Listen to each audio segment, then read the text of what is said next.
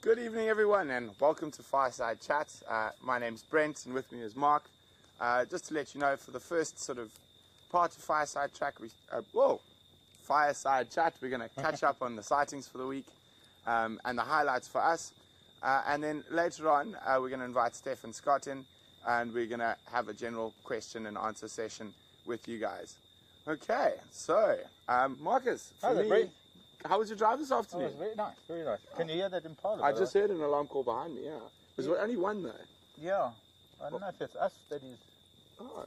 Might be we get a leopard. That would be wonderful. You're sweating, Boogie. Yo, it's the fire. Hey, you've been working. Yeah, we have. So we're going to start off, for me, one of the highlights from early in the week was the Salala Breakaway Pride. Yes. Oh, it was incredible. We went across to Arethusa early in the morning, and they were full. I heard they'd killed a giraffe to the north. I heard that, yeah. And then basically, it was the most incredible mist that morning. Literally, you could just see one lion, and then you sort of like had lion ghosts. And a nice big pride, 13 lions in a pride. It was a big pride. Was it a female giraffe, do you know? It was a big male giraffe. Really? And they finished it in 3 days, flat. Wow. Well, that just goes to show, 13 lion. It's a lot of meat. It is. No, and then we were really lucky. So while we're sitting there, and just incredible mist, I mean, it was, and I know we were battling a little with the camera because of all the perspiration that was getting stuck on there. But lovely, cool weather. Lions were full. They'd just finished the giraffe day before. And there's a lot of sub-adults. There's 9 sub-adults in that group. 9 and so 4 lots females. of playing and that's jumping and just even with those full bellies. Even with those full bellies. But you know, I can't believe it because it wasn't your only lion misty morning. No, I don't know. I don't know. I watched a bit of the highlights of your other misty morning lion, and I don't know how that would be beaten because that was, you had the light, you had the mist, you had the steamy breath, there was all the elements of just the most perfect filming opportunity. It was, but that Salala breakaway, what made it really interesting. So while we were sitting there, we heard impala alarm calling. Yeah. And there were 2 other guides there. So one of the other guides said, I'm going to go have a quick look. So then he comes on the radio and says, no, there's an ingwe. So I'm like, oh, leopard. And she was walking straight towards the lions. We didn't get we managed to find her. She saw the lions before they saw her. Oh, but the lions had heard all the impala alarming, so you could see all their ears pricking up and a bit of interest. So she was literally, it was Kwatile female. Oh, yeah? So the same one we'd seen mating with them in Mvula. I've never seen her. Yeah, she's a very, very, very pretty leopard. And I actually used to see her mother down in the south. Okay, who was she? Campbell Corpies, from between sort of Double M and the central areas. That's sort of Martley area, yeah. But she only on the periphery. We only didn't see her often. Yeah. But so she's sort of jogging, looking back, jogging, looking back. So quite a few of the bigger lionesses just ignored, and all the sub-adults, all 9 of them, sort of just started going into that Terminator woodland, and then sort of forgot about it. And the leopard made very good tracks, and she was gone. And then all of a sudden they sort of bumped into that herd of impala. Yeah. And they showed proper cub, like, inexperienced hunting behavior. Okay. So she got, and the impala was still all looking down there where the leopard had gone. So, I mean, she must have got 20 meters from them. Yeah. And then she started stalking too quickly, and then absolute pandemonium. She ran into the middle of them, but now there are 9 other lions around. Yeah. And just, I was convinced one of them was going to grab. But I'm getting a little bit of smoke there. Move up a bit. Over. So I was convinced that one of them was going to get lucky because it's just, she split the impala into about 3 or 4, and there was another lion there, another lion, but just complete inexperience by the sub-adults. In contrast to what I experienced with the kahumas down at Twin Dams, I think it was the next day that you had that wonderful morning with them. And it was just so sad that we had this momentary loss of signals, satellite went down or something, and... Satellite fairies. Satellite fairies, yeah, or gremlins. Gremlins, fairies. Yes, gremlins, fairies, unicorns. Call them what you will.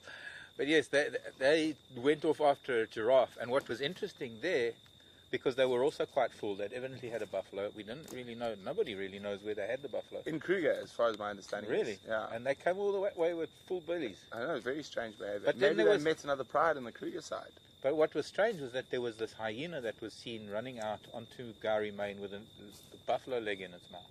That is very strange. So from the guys down in the sort of east, they said that they came across from Kruger full, and they'd heard buffalo distress calls near the Kruger boundary. I guess it's one of those mysteries, and we're so often left with mysteries of what happened, and we probably will never find out. That's one of the joys. I suppose that was my highlight. Was even though I wasn't broadcasting, I wish that I could have had you with me for that. Was how those lionesses went off after, and he was a beautiful young male giraffe. He was really beautiful looking. Just his coat, his colouring, and we didn't get to see him after that because they chased him so far. But what was interesting there was that the cubs held back completely, and they let the females go ahead. See, I think in this situation that the females were full of giraffes. And they're like, I'm going to sleep here. Cubs, you go play. Go be full of nonsense youngsters. They need to learn a lesson. Exactly. And it's a very good learning experience for those lion cubs to be able to sort of make mistakes. And they sort of, oh no, I went too fast and ruined the hunt. Also, what are the chances of a lion cub getting an impala? No, yes. Impala are very, very good at evading. All their senses are incredible because everything eats them, and because there's so many of them. That's also true. Yeah. So many eyes, so many ears, so many noses. So the more the merrier. And it's often the first one that calls that is the least likely to be caught. You know, sort of a lot of people might think that it's an altruistic gesture, that I'm saving the herd because I'm calling and shouting at the lion or the leopard. Meanwhile, it's a case of I've seen you first, I'm shouting first, I'm the least likely to be caught first. It is, but it's going to be interesting to see how that between the Nkumas and Salala breakaways are actually started to push a little bit outside of their natural territory, what's going to be happening. Yes. But sticking to big cats. Yes. And leopards, we've had a really good leopard week this week as well. We've had a fantastic leopard week. One of the more interesting sightings for me was Tingana. Outside a definite aardvark burrow. Yeah, I remember you mentioned it. No, it was incredible. So we drove up and at that time he was very intently sitting and looking into this aardvark burrow, and while we were there he moved off about 2.5 meters and lay down, and we drove up to the edge of the burrow to look down into it to see the tracks and stuff like that, and we could see aardvark tracks. And also with aardvark burrows there's a very distinct, they've always got this sort of layer of flies around their burrow, more so than warthog and porcupine and other animals. So we're pretty confident it was an aardvark burrow. And then he waited there for nearly a full 24 hours before he moved off. I didn't know that he waited that long. But also, just for some of our new viewers, this is a leopard that has become an aardvark specialist. And if you don't know what an aardvark is, it's one of the first words in the dictionary. Yep.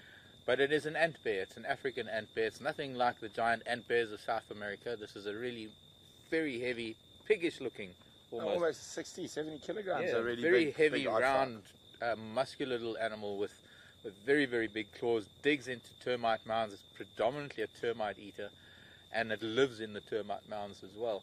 And I've never known a leopard to feed on aardvark before until I saw Tingana on an aardvark kill that I called a steenbok.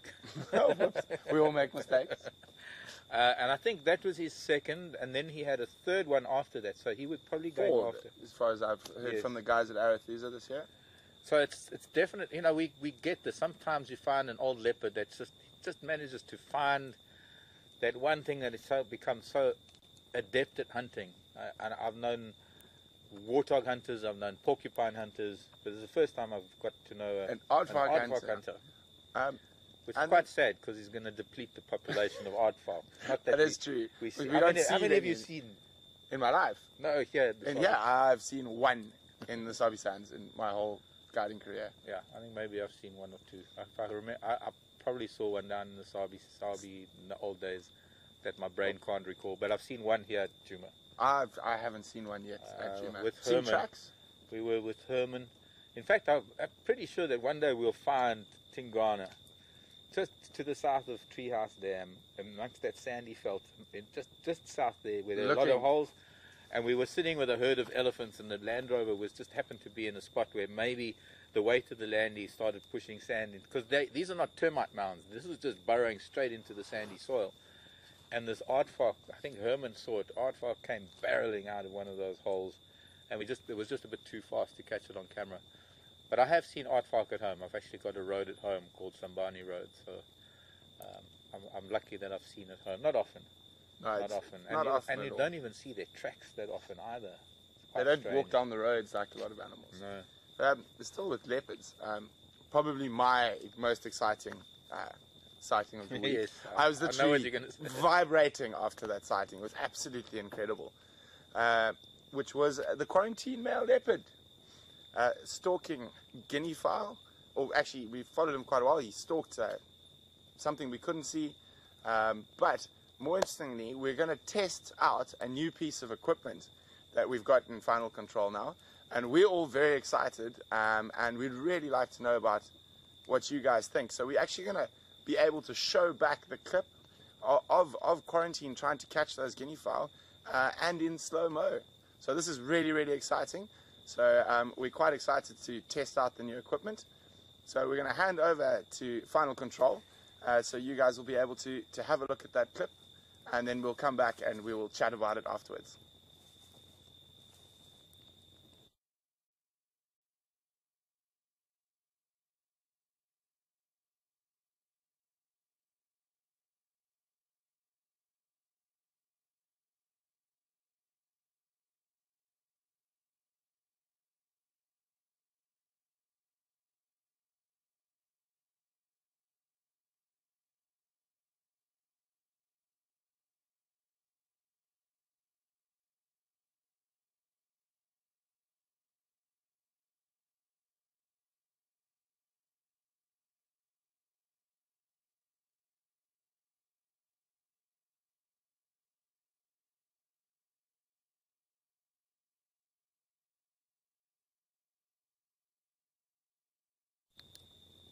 So guys, I really hope you enjoyed that. We were very excited to test out the new equipment that we've got in FC. And please, we would really like your feedback on that clip and what you guys thought of it, and if you think this is a good addition to the Fireside chat. And you can do that by emailing us at questions@wildearth.tv, or if you're on Twitter, you can just use the hashtag #SafariLive. But while we wait for your responses, I'm just going to chat a little bit about actually while I was there. Yeah. It's amazing. You watch him as he spotted the guinea fowl off at about 40 meters, and a very different stalk than what he would have done with an impala. Yeah. So he sort of jogged up, and then you could almost see all those muscles in his body, like a coil, sort of compact, and all that sort of latent energy almost, and then he just kinetic energy. There we go. And he exploded into the air. He managed to hit the one guinea fowl down to the ground. Yes. And then I thought, that's it, bang, he's got him. Not so much. No. You saw feathers, and then the guinea fowl sort of took a couple of steps and then was off again, and then he exploded again, and I mean, sort of a Superman jump, sort of straight like this.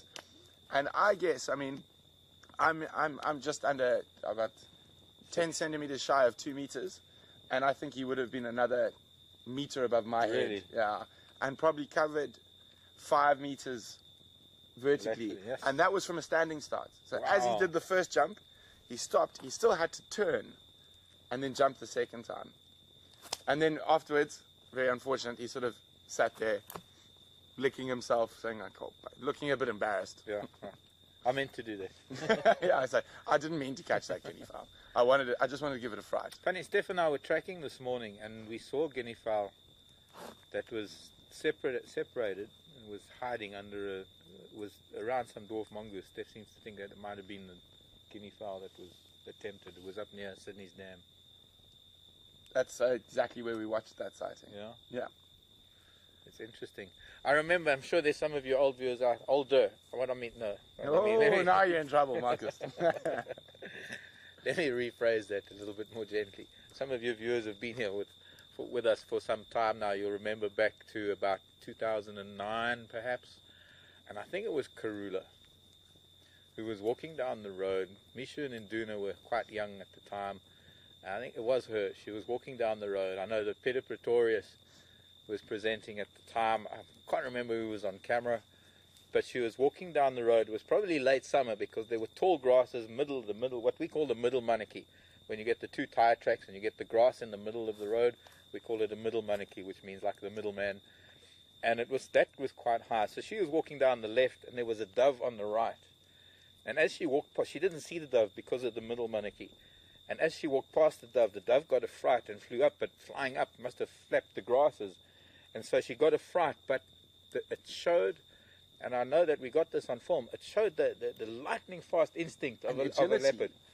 That in the same movement of getting a fright, she actually lifted herself, launched herself up, and in a similar way, Superman. Yeah, sort of straight back off the wind. For a dove. We're waiting for you guys. We're just going to let you guys send a few more responses. In the meantime, we're just going to catch up on another sighting we had, and we'll move back to that sighting with quarantine. Well, in this last couple of weeks is the first time I've seen Shadow and her cub. Yes. And this second time we saw them, they were on an impala kill. Yeah. And not hoisted. Yeah. Which I found quite interesting. Especially with a hyena den on that property. Yeah. And hyena that seemed to dog her and her cub. Exactly. And we had a little discussion, I had a discussion with the viewers, that possibly that's why she hasn't been as successful.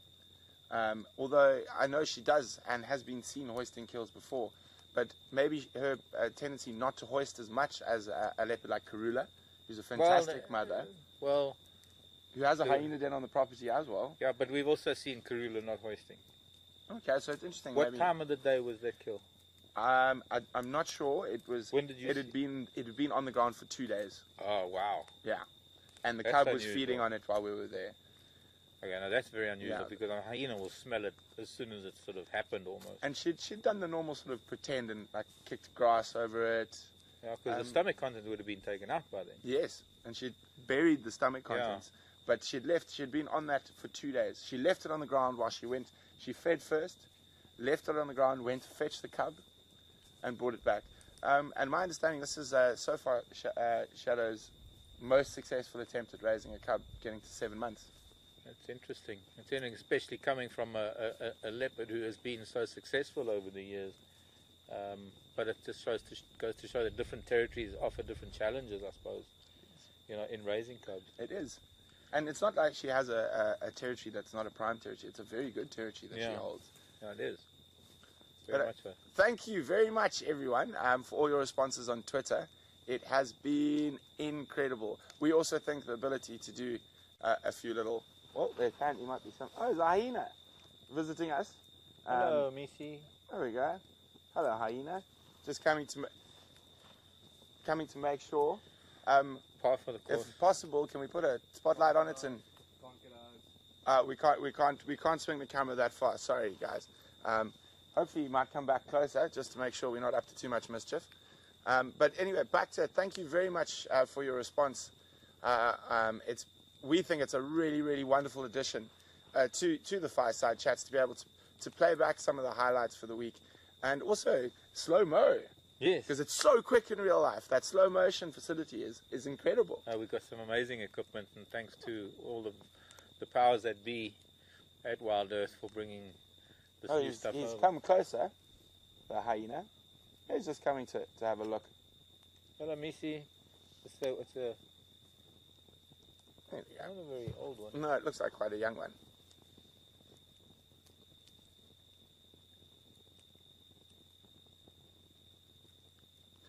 So guys, we're going to invite Scott and Steph. We can catch up with a little bit of what they've been up to, and just have a general chat and give you a chance to send us some questions that we might not have been able to get to on Drive. Here we go. Good evening, Marcus. Hello, Scotty. How are you? Good, and you? Hello, Steph. Nice to see you, Scotty. I'm going to squeeze in here. Steph. Fine and you? Let me relinquish. I'll squeeze up here. Okay. Squeeze in. Well, there's plenty of space on this lot.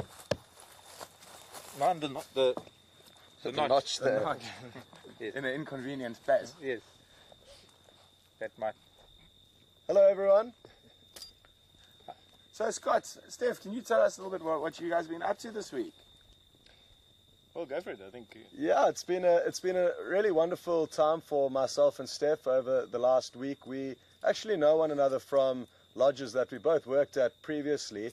It was actually the first lodge I ever worked at. So Steph was a mentor of mine and one of the experienced guides that helped teach us all the little tricks of the trade.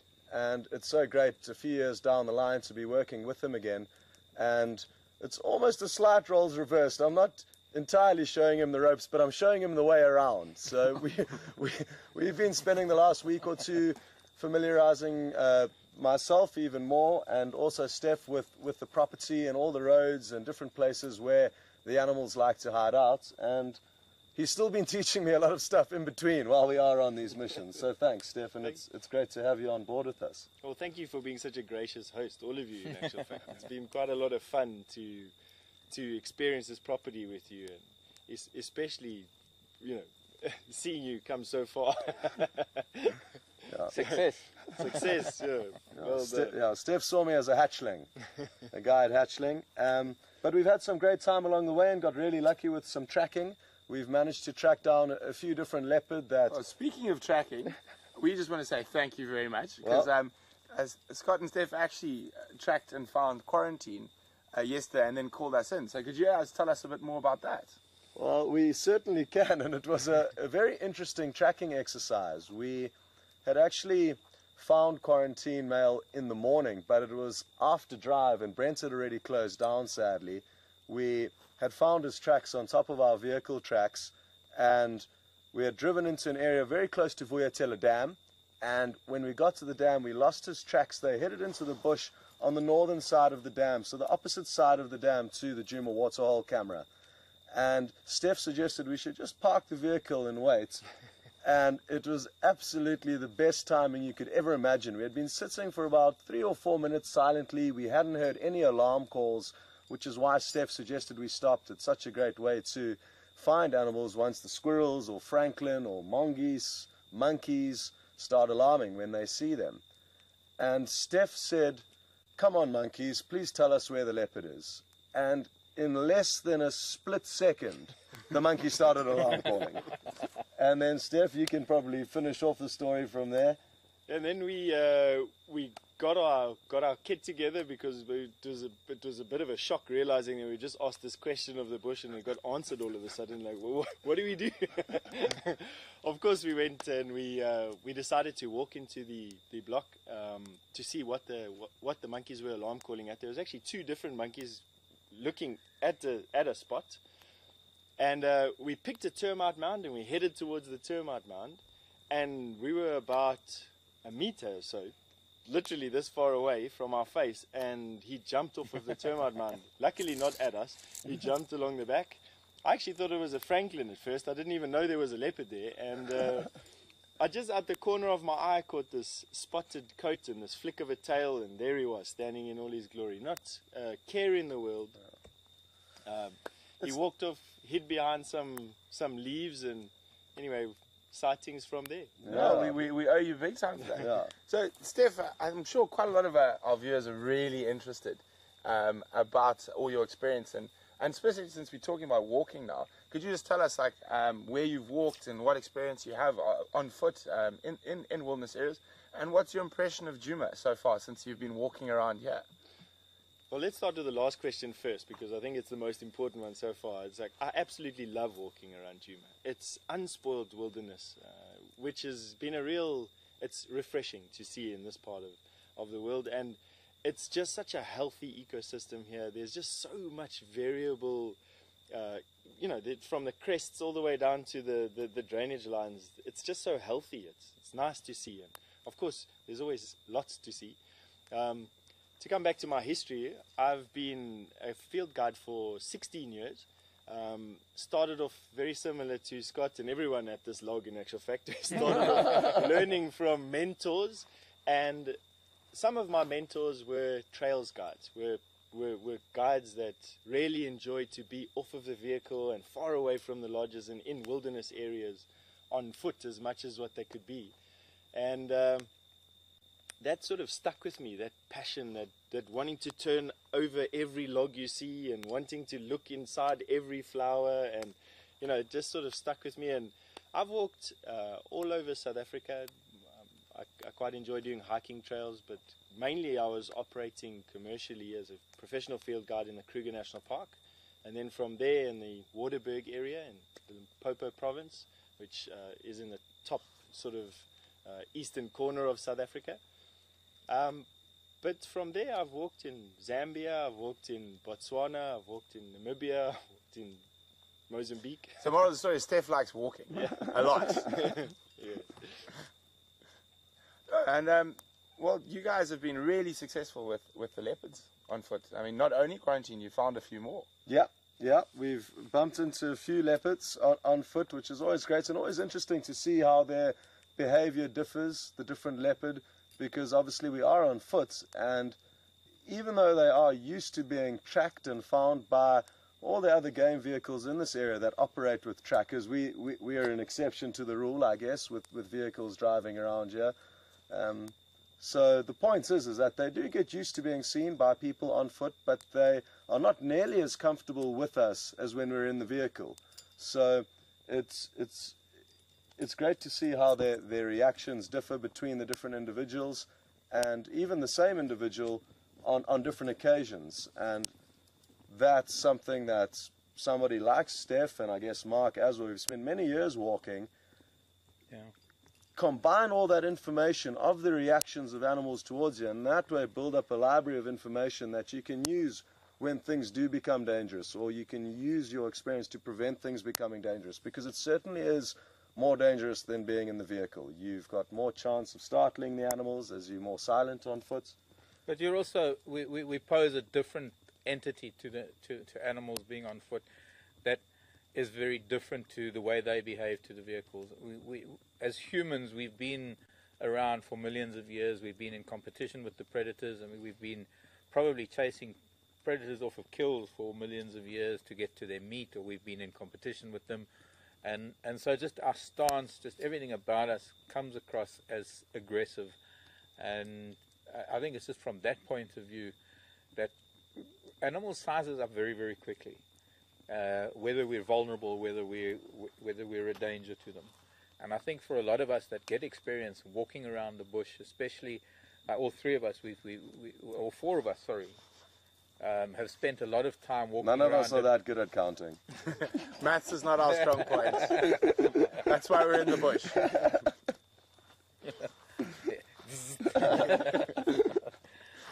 But having walked in different areas and encountering different behavioral patterns of animals, and something that I try and emphasize on drive so often is that when we answer questions about lion and elephant and animals that are here in the Sabi Sands, it doesn't mean that it goes the same for those same animals or the same species elsewhere. Often animal behavior is area specific, yeah, rather than species specific. Very much so. Well, we've got our first question in from Sarah in California. Thank you very much for your question, Sarah.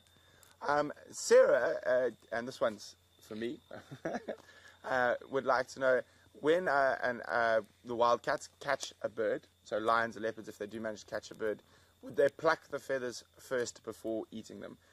Yes, they would, Sarah. The same way as I'm sure those of you who've watched quite a few times have watched a leopard on an impala or a steenbokkel. They'll pull the hair off, so they will quite often pluck the feathers before they start eating the meat. Thanks very much for that question, Sarah. And for the rest of you who are not sure, might be new viewers, welcome to Fireside Chat. And you can send your questions via email to questions@wildearth.tv. Or if you're on Twitter, just use the hashtag SafariLive. And you can direct questions to us as a group or to us individually. Completely up to you guys. Have you ever watched a leopard eating a frankfurter? It's hilarious. The feathers, They don't really. And they try and get the feathers out of the mouth. They pluck them, and then it's not like fur when they can slide their tongue in and the teeth catch the fur, and then the fur falls out. But the feathers seem to stick to the tongue and stick. It's like a peanut butter sandwich. Exactly. It is. I must say, one of the most surreal experiences I've had this week with leopard on foot was with Scott and quarantine. We just by chance, we bumped into him hunting some Franklin, talking about the Franklin question. I thought the quarantine was hunting Steph at this stage, just to let everyone know, but we'll backtrack the story. And he was very close. He was very focused on the Franklin. And myself and Scott were looking for his tracks in 2 different areas.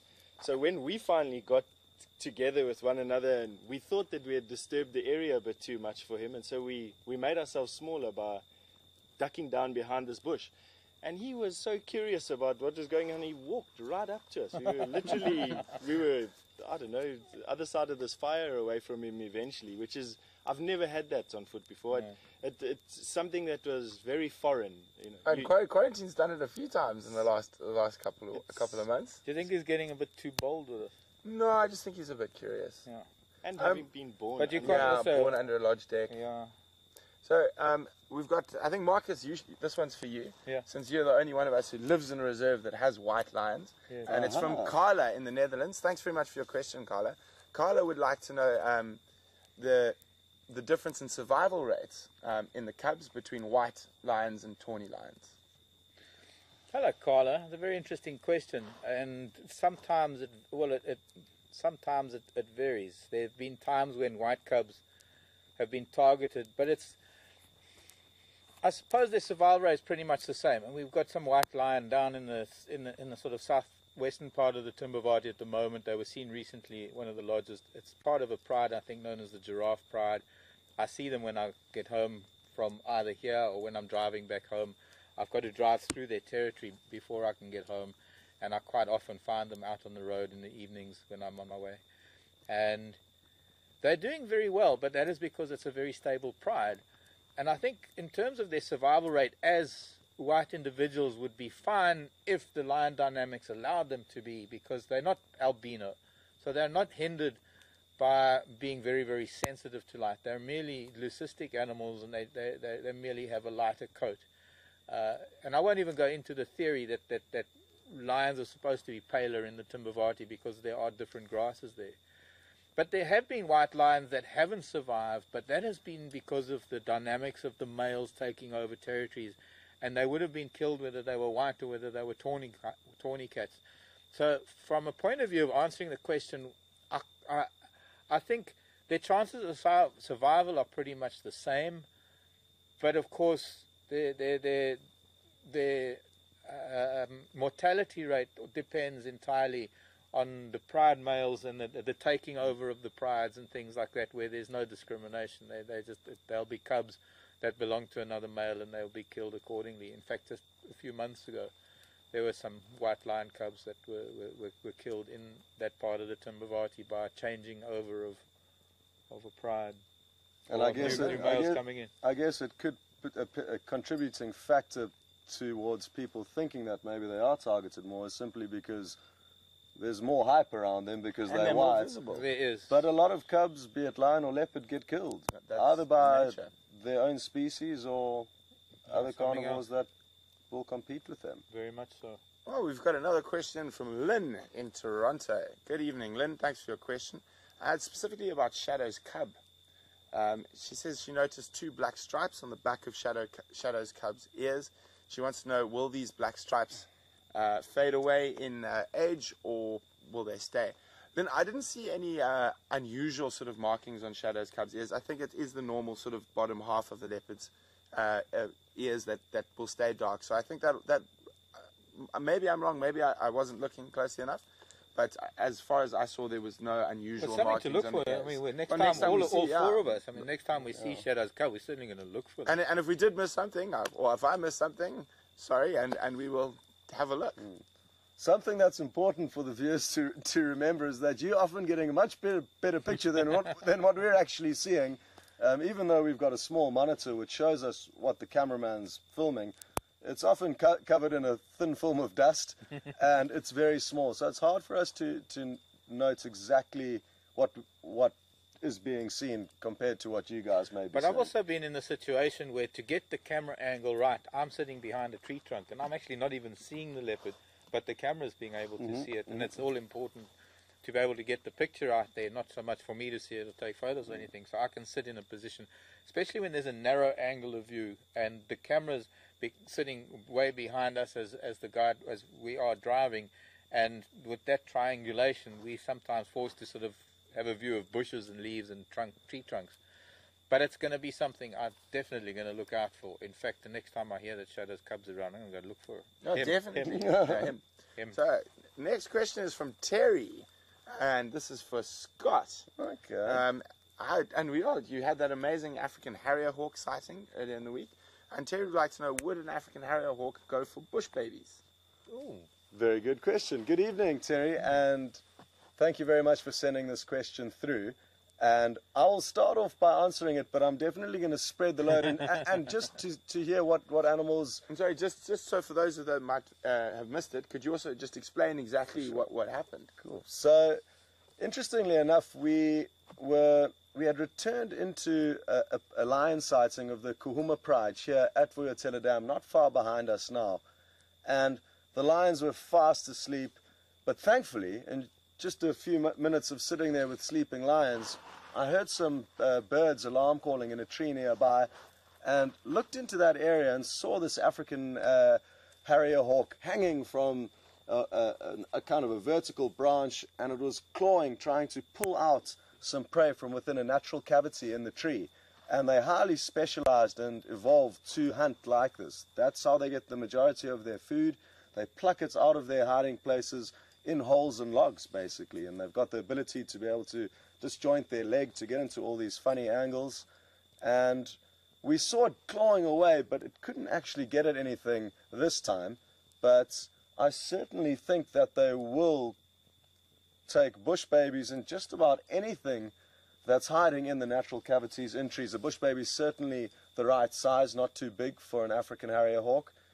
And believe it or not, the following day, and this isn't something we see very often, the following day when myself and Steph were out, we saw another African harrier hawk also doing the same thing, but it did manage to pull something out of a cavity in the tree, but it was difficult to tell what it was, maybe a baby bird, maybe a small reptile. We couldn't get a good view before it flew off.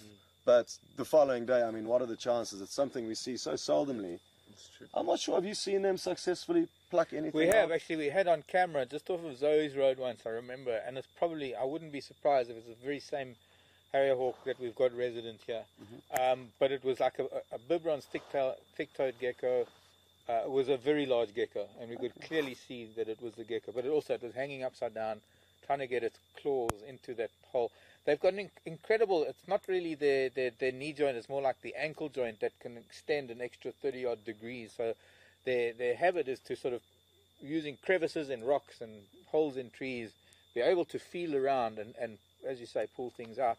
And I've no doubt, I've helped raise bush baby that was tiny, and something that size, which is even smaller than the gecko that we saw being eaten by a harrier hawk. There's no doubt that a harrier hawk, if it had to get its claws into it, would take a bush baby.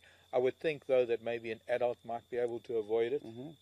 Importantly, I guess we should have said bush babies do, in fact, also nest in cavities in trees, because they need to be in a hole for the African harrier hawk to hunt them. I think they're more specialist in baby birds and things. I've seen them even in weavers' nests. Yes. I've seen them with barbets. Hanging on weavers' colonies. Barbet babies. Thanks, Scott. Yeah, and thanks very much, Terry, for sending that question through. Well, this one's a little bit more funny.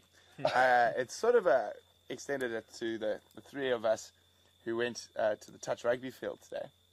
It's Gemelin, thank you very much for your question. Gemelin's from Oklahoma, and she wants to know, when we're running around on the touch rugby field, would any of the big cats try eat us? So Steph came as a spectator today, and Scott and I ran around like silly people in the midday African sun. But I'll let you guys take this one. Okay. Well, the chances are, there's always a chance. There's nothing that is guaranteed out here. That is the only thing we can guarantee you, that there is unknown with regards to all animal behavior. But it would be highly unlikely for any predator. There was 7 of us playing, it would be unlikely for any predator to come into a big open clearing in the middle of the day with no cover of darkness when there's seven shouting, screaming, competing individuals. So I don't think there is a chance. An elephant bull came to join in and spectate. No, and the other thing, it goes back interestingly to what we were talking about earlier about the fact that modern day man's been in the current form for between 150 and 200,000 years, and a group of men running around and shouting to a lot of those animals, where are the dominant diurnal predator, would be quite a threatening thing, even for a lion or a leopard. They might come along the peripheries and have a look, but I think that, I think the amount of noise, and also that they have an instinctive reaction to a group of people like that, which would probably move away, they're dangerous. At one stage, though, possibly that a predator may have attacked was this afternoon when you tripped and you hurt your ankle. And then they may have noticed a weaker link. I was the wounded wildebeest.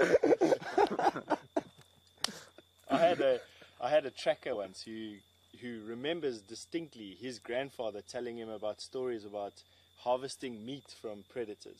And the rule of thumb, obviously area dependent, was 4 men for a leopard kill and 10 men for a lion pride. So they would be able to chase off lion or leopard using that rule. And with 7 big brawny guys on the field, I have no doubt you would have seen off any advances from predators. Yeah. If we were running around in the dark, though, it would change things, but we'd probably still have that safeties in numbers, the loud noise, obscure, we're not usual prey. Even now, sitting here in quarantine, I mean, we technically we could be prey. We've got bright lights in our faces, we can't see anything around us, and I've known leopard to use those circumstances, but the fact that there are 4 of us, there's more. We've got Brian and Andrew, and so, the fact that there are a bunch of us out here, they'll skirt us, but I don't think they'll try anything. Well, on a more pointed note, Andrelina would like to know who won touch rugby. Brent, I think it's only fair that you answer this question. It was unfair. Scott cheated. No, to be honest, it was 3 on 4, so that changed things. Nicky did actually play a little bit towards the end. It's typically a boys' sport. Nicky even scored a try. But yeah, Nicky got involved to try and create equilibrium on the team, so it was 4 on 4. And Brent was disadvantaged I was in the losing team. It's fine. By the lack of numbers, and also his poor ankle that he hurt. So he wasn't firing on all cylinders this afternoon, and Scott's team won. That's pretty much all he wanted to say. But it really is good. Sorry, I heard about it afterwards. It really is good fun, though, and one of the things that's fairly tricky to do out here in the bush is to exercise. Going or running or even riding a bike through the bush would obviously come with its added risks, because again, unless there were 7 or 8 of you together, it would be difficult. And we all separated from far and wide. There's people that drove about 45 minutes from a lodge and a surrounding property to get to us. So it's something that we really enjoy and try and get to do as often as we can. Now moving on, because my team lost. We're just going to move on. We've got a question for Steph from Julia. Julia would like to know, Steph, which has been your favorite sighting since you've been at Chuma? That's a good one. Hello, Julia. Thank you very much for your question. I was beginning to feel a bit left out over here at the end of my log. It, without doubt, has to be the sighting that myself and Scott had of quarantine on foot just the other day. I've never experienced an interaction with a wild animal like that on foot, and Scott and I were together, we could share it. It was a very surreal sighting, to be honest with you. I didn't quite know how to react, because this animal just came right up to us, quite curious.